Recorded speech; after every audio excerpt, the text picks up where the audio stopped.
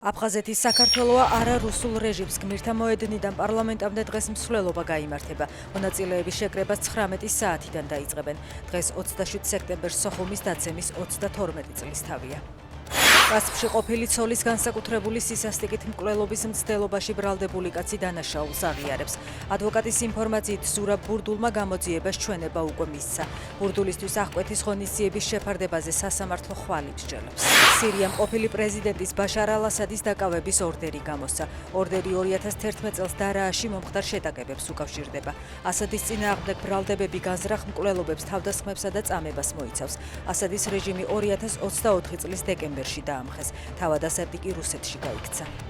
რუსეთის ქმედებების შედეგად ზაპოროჟიეს ატომური ელექტროსადგური მეოთხე დღეა ელექტროენერგიის გარეშეა. უკრაინის საგარეო საქმეთა მინისტრი იმ საფრთხეებზე წერს, რაც შესაძლოა გაგრილების სისტემების გათიშვამ გამოიწვიოს. გამოცემა გარდიანი კი წერს, რომ უკრაინის კონტროლის ქვეშ მყოფ ტერიტორიაზე ელექტროგადამცემი ხაზი მუშაობს, მაგრამ რუსეთი განზრახ არ აწვდის სადგურს ელექტროენერგიას.